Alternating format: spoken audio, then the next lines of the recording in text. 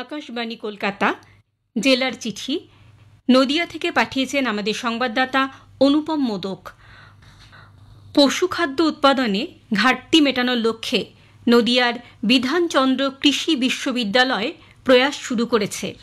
মোহনপুরে বিধানচন্দ্র কৃষি বিশ্ববিদ্যালয়ে গত 18 জুলাই পশ্চিমবঙ্গের জন্য পশুখাদ্য ও চারণ সম্পদ উন্নয়ন পরিকল্পনা শীর্ষক এক রাজ্যস্তরীয় কর্মশালা অনুষ্ঠিত হয়।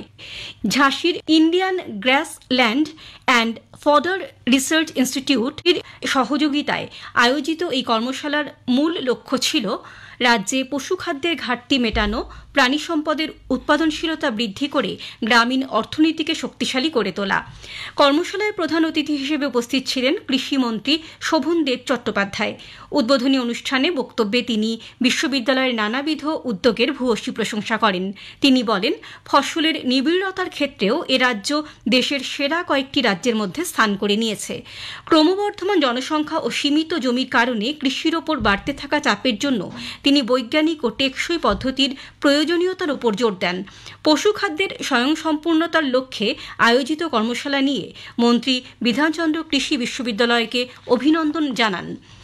বিশ্ববিদ্যালয়ের উপাচার্য ডক্টর অশোক কুমার পাত্র তাঁর বক্তব্যে এ রাজ্যকে চারণ সমৃদ্ধ রাজ্য হিসেবে গড়ে তোলার জন্য ICAR প্রতিষ্ঠানসমূহ, কৃষি দপ্তর, বিশ্ববিদ্যালয় ও কৃষকদের মধ্যে সহযোগিতার ওপর গুরুত্ব আরোপ করেন। বিধানচন্দ্র কৃষি বিশ্ববিদ্যালয়ের গবেষণা শাখার ডিরেক্টর প্রফেসর শুভ্র মুখার্জি কর্মশালার উদ্দেশ্য নিয়ে ব্যাখ্যা করেন। এই কর্মশালায় AICRPর পশুখাদ্য ফসল ও ব্যবহার বিষয়ক প্রকল্প সমন্বয়কারী ডক্টর VK যাদব জাতীয় পর্যালোচনা উপস্থাপন করেন। পশ্চিমবঙ্গকে একটি উচ্চ অগ্রাধিকারপ্রাপ্ত রাজ্য হিসেবে অভিহিত করেন তিনি। কলকাতার ICAR ATARI এর ডিরেক্টর ডক্টর প্রদীপ দে বক্তব্যে পশুখাদ্য উৎপাদনে প্রযুক্তির ওপর জোর দেন। অন্যদিকে পশ্চিমবঙ্গ প্রাণী ও মৎস্যবিজ্ঞান বিশ্ববিদ্যালয়ের উপাচার্য ডক্টর TK দত্ত ক্রমবর্ধমান পশুখাদ্যের চাহিদার কথা বক্তব্যে বলেন। কৃষক, কৃষিবিজ্ঞানী, সরকারি কর্মকর্তা এবং শিক্ষার্থী এই কর্মশালায় যোগ দেন। একটি গাছ মায়ের নামে প্রধানমন্ত্রীর এই আহ্বানকে সার্থক করে তুলতে গতকাল মায়াপুরের প্রত্যন্ত গ্রামের পূর্ব মোল্লাপাড়া প্রাথমিক বিদ্যালয়ে বৃক্ষরোপণ কর্মসূচি চলে। ওই বিদ্যালয়ের তরফ থেকে পড়ুয়াদের বাড়ি বাড়ি গাছ রোপণ করা হয়। এই উপলক্ষে ছাত্রছাত্রী, অভিভাবিকাদের নিয়ে বিদ্যালয় সংলগ্ন এলাকায় পদযাত্রা বের হয়। উপস্থিত ছিলেন নবদ্বীপ উত্তর চক্রের অবর বিদ্যালয় পরিদর্শক জানবাস শেখ। চলে নানা অনুষ্ঠান। মা এবং প্রকৃতির প্রতি শ্রদ্ধা, ভালোবাসা, ত্যাগ এবং যত্নকে এই কর্মসূচির মাধ্যমে তুলে ধরা হয় বলে বিদ্যালয়ের প্রধান শিক্ষক হিরণ কুমার শেখ জানিয়েছেন।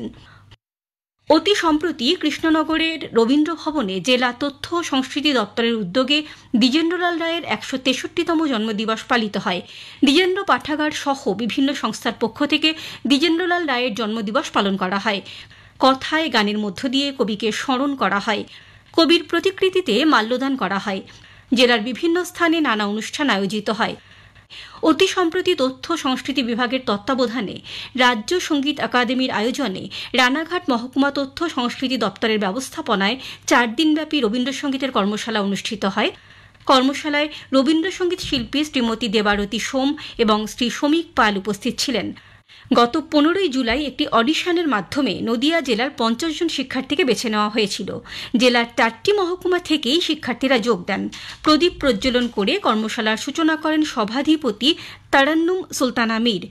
উপস্থিত ছিলেন রানাঘাটের মহকুমা শাসক ভরত সিং, পৌরপ্রধান কৌশলদেব বন্দ্যোপাধ্যায়, জেলা তথ্য ও সংস্কৃতি আধিকারিক শুভময় মিত্র প্রমুখ। কর্মশালার শেষ দিনে একটি মনোজ্ঞ সাংস্কৃতিক অনুষ্ঠান হয়। 4 দিনে শিক্ষার্থীরা কি শিখলেন তা পরিবেশন করা হয়। অতি সম্প্রতি শিবনিবাসে মহাশ্মশানে বৈদ্যুতিক চুল্লির উদ্বোধন হয়েছে। এটির উদ্বোধন করেন রানাঘাটের সাংসদ জগন্নাথ সরকার। শ্রাবণ মাস পড়তেই শৈবতীর্থ হিসেবে খ্যাত নদিয়ার শিব মন্দিরগুলিতে শিবের মাথায় জল দেওয়া শুরু হয়েছে। দিগনগর রাঘবেশ্বর মন্দিরে শ্রাবণ মাসের প্রথম সোমবার পুজো দিতে দূর দূরান্ত থেকে বহু মানুষের সমাগম হয়। জেলার চিঠি শেষ হল। নদিয়া থেকে পাঠিয়েছেন আমাদের সংবাদদাতা অনুপম মোদক।